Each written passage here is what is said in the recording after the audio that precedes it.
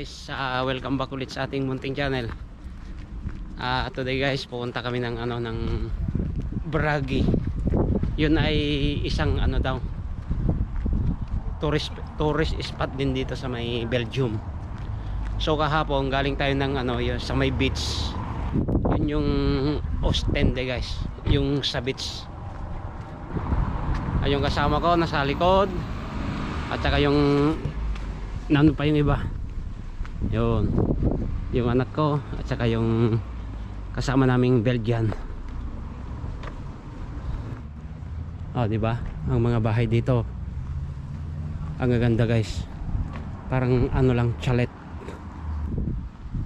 Tsaka napakatahimik dito guys, wala kang naririnig na nag-iingay. Peaceful dito. Karamihan ng mga gamit nila dito guys, mga bike, kagaya niyan. Halos lahat dito ng bahay-bahay may mga bikes guys. So dito na kami sa may highway guys. Ito yung bus station. Ganyan lang siya guys, hindi kagaya sa Madrid na may waiting shed, parang ganun ba, yung may bubong na pag-aantay mo ng bus. Yan. Ito guys, yung red na yan, daanan ng lang, mga bikes, mga motor. Ganun din sa kabila. So parang napakaganda ng nila dito guys. At saka malinis dito guys, napakalinis.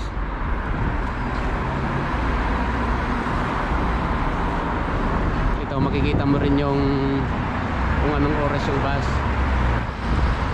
Punta natin yung Bragi station, 1 minute na lang siya.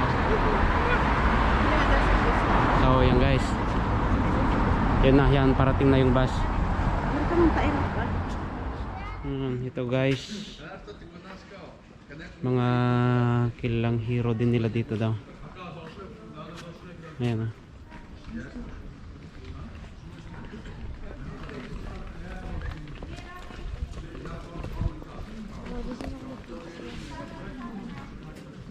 mga old houses guys.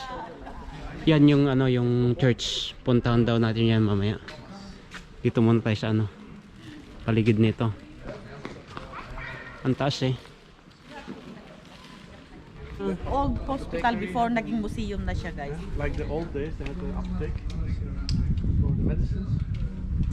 Siya to guys, old hospital before, even yung building na yan, old hospital. Nilagyan dati ng mga old na medicine. Pharmacy. So ngayon naging na siya. Yeah, when the child is sick, they go to the naging museum na. That's a museum now. Now it's already a museum. Pero kung papasok ka, everything you have to pay. So di ba? So yan din yung building na yan. Daw before hospital dati. Pero ngayon ginawa na nilang shops. Ginawa na nilang shops. So punta tayo dito, guys. Mahilig sila sa mga antiques, mga revolto. Ito museum. Johnny Hospital. Ha? Sinyal. Sinyal. Magsisinyal tayo, magpunta bukid. Ngayon. Ito yung mga nila. Mga wall nila. Old. Instead nga pagbahin na kami dito. Kahit din tong Dito kasi kapag hindi na nagagamit yung mga buildings, ginagawa nilang mga shops. So ayaw nila yung sila nagbabagbag ba yung yung reconstruction. Mas ginagawa lang, kaya karamihan dito mga old na buildings, pero ginagawa nilang mga shops. Now may ginagawa sila dito. Ano ba to? Yung mga old na mga gamit before, mahilig kasi silang i-restore. Ang tawag sa mga yan yung ano, archaeologists. So look guys. Dito. Dito. Oh, yan. Okay. Yung mga old na gamit na nahuhukay nila, nilalagay nila siya sa mga shops. So marami dito sila sa mga museum, nilalagay nila. Ginagawa nila ng history. So tara guys. So dito small town lang siya guys, pero at least marami ding turista. As you can see, maraming turista. Ah? Yan. Ang daming mga turista. Marami ding turista dito kasi may mga history dito. Touristic ano, town. City ay, touristic city. Ito na yung ano, church. Yung ano, Catholic Church. Kita mo, kung may kita ano, ay parang pwedeng pumasok sa loob. Kuno winner bina? You can't give me. Yeah. I don't know. You can try. Let's see. Rafaela, kung pwede tayong pumasok sa loob. Ganda ng simbahan nila. Kita mo yung mga wall nila. This one is too tall. Yeah. Very tall. So, punta tayo sa loob guys. Tingnan natin.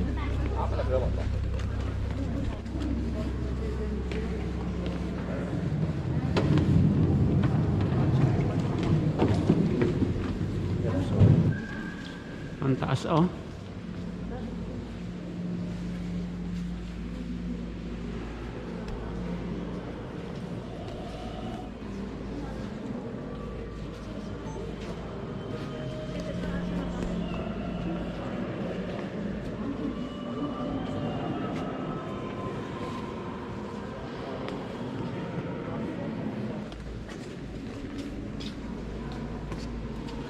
Yan ito.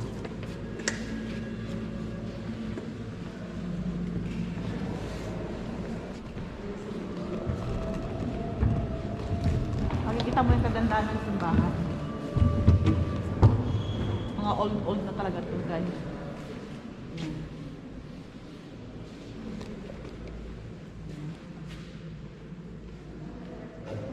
1899 no? 1952.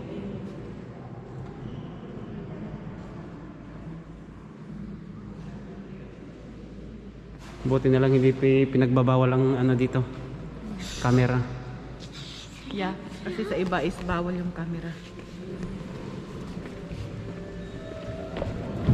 So guys, ito kung makita nyo meron siya ano magbabayad kasi doon sa pinakaloob noon, yun yung museo nila.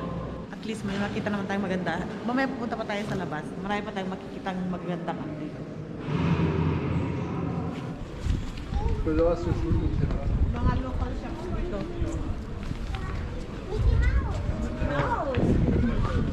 Mga souvenirs.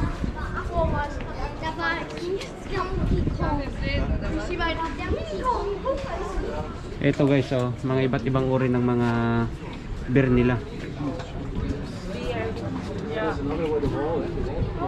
Ang dami ha? Yeah. Ang dami klaseng beer ha? Ayan. Belgian beer. Souvenir. Ito guys. Ito yung nandito tayo ngayon. Bragg. There are different bragging. Wow. Tama. This one is Busy, ano, busy student. Ito yung parang busy. Team leader. Team leader. Pizzas and beer. You're a specialist of beer. Oh. We're looking for a team leader.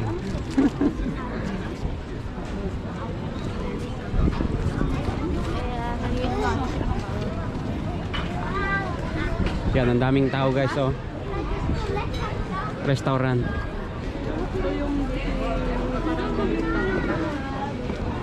Ibig sabihin, marami din turista dito.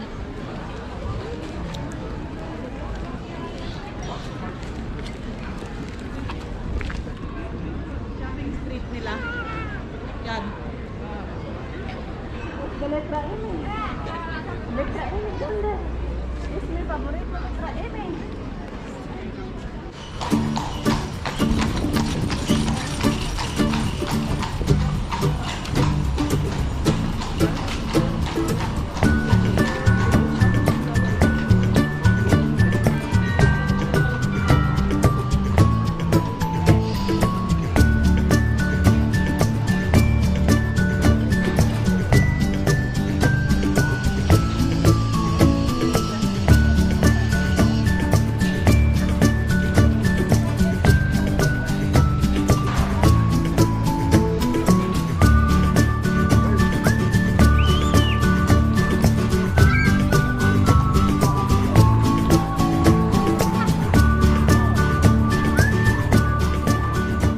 Ito yung ano nila, BC Town Plaza nila. So kung makikita nyo doon, meron sila yung old na ano ba yan? Building. Nire-renovate nila. So parang ganyan yung maging outcome. And then ito, parang ano nila yan? City Town.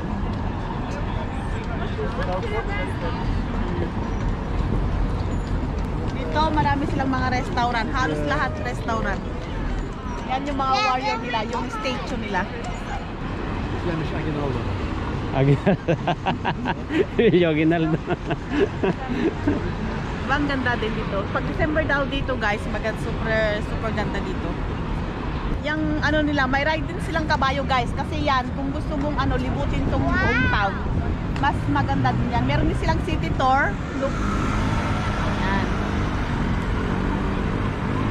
Pero yung kabayo, maganda na. Hindi ko alam kung magkano. Libutin mo itong town. Yan. Yung parang tourist guide din nila yan. Di ba? Maraming sumasakay ng kabayo. Kasi maraming turista, as you can see guys. Maraming turista din.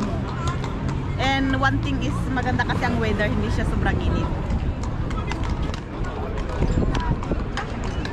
Ayan.